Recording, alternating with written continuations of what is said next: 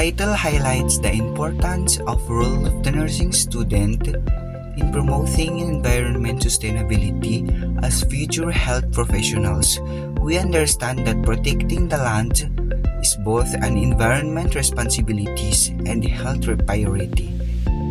The praised Healthy Land, Healthy People shows the strong connection between environment protection and human health, as clean and well-managed soil support, safe food, clean water, and disease-free community. This is a school-based program and at St. Tony's College Incorporated, showing that nurses are not only hospital caregivers but also advocate for environment health. Right now, we have a major issue with improper waste disposal. We see people dumping trash anywhere or even burning it, which is really bad for the air and soil. Most students also don't practice proper segregation yet. So why does this matter to us as nursing students? Because land pollution leads to health problems.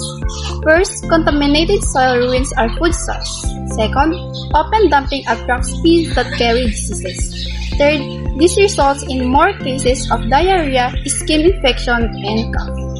Simply, dirty land, sick people. So we need to stop the diseases at the source. We chose high school and college students because they are in an important stage of learning and character development.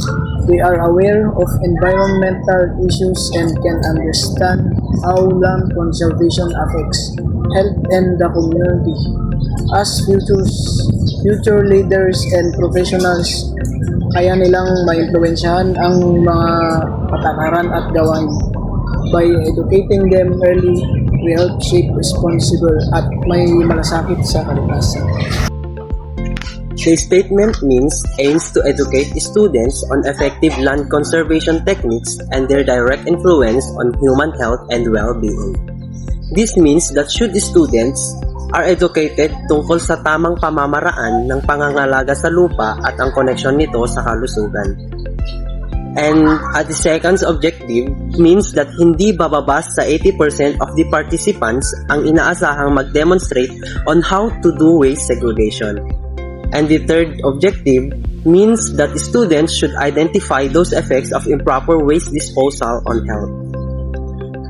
And the last objective means that those students may participate upon environmental conservation, like should students be not educated only on theory, instead do it in action.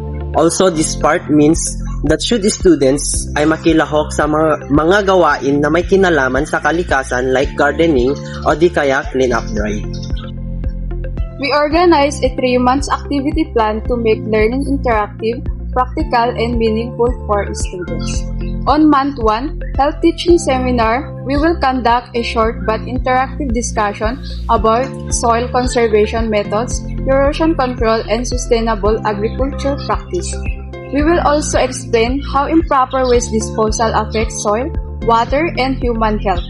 A fun Q&A portion will be included to encourage participation and assess students' understanding.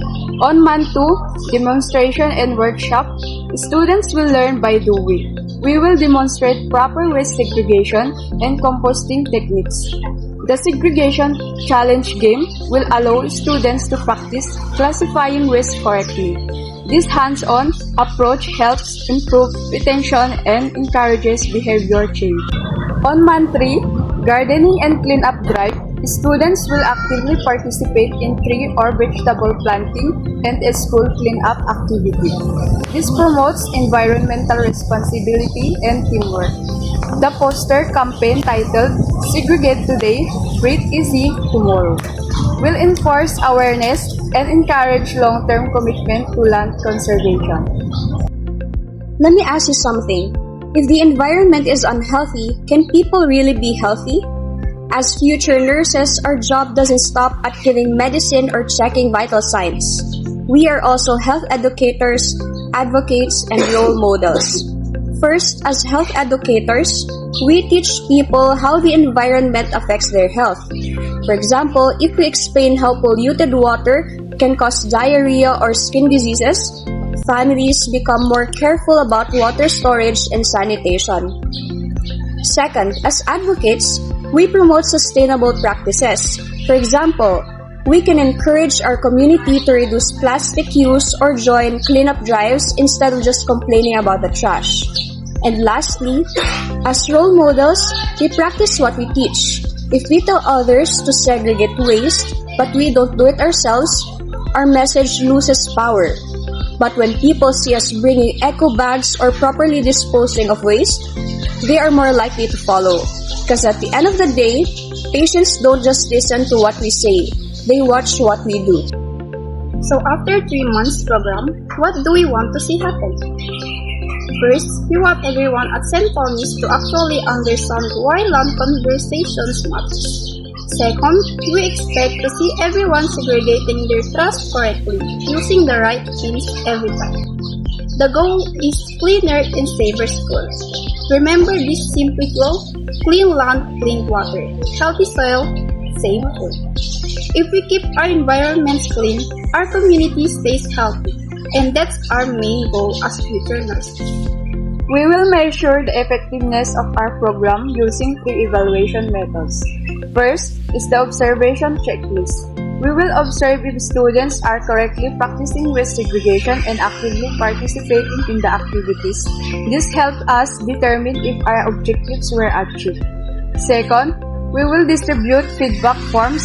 Students will write what they learned and provide suggestions for improvement.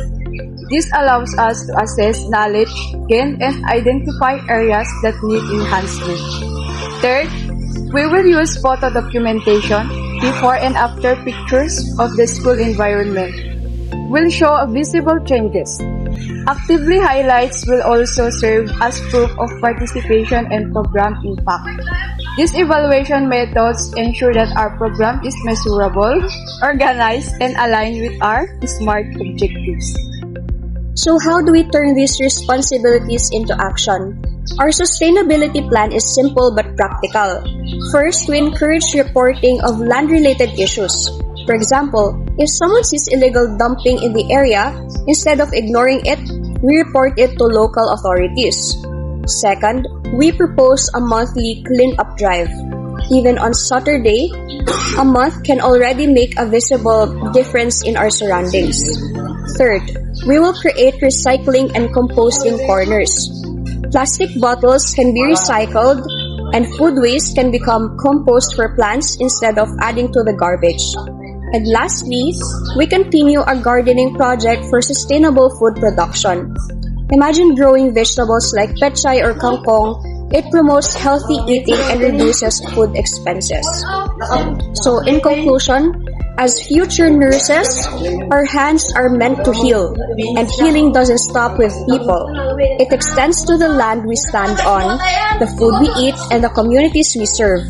Because when we protect the land, we protect life. We see proper segregation.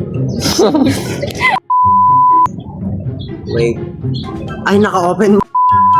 Dumping in the bowl. Sorry. Health teaching seminar. We have a major spirit lang. Listen or shaking.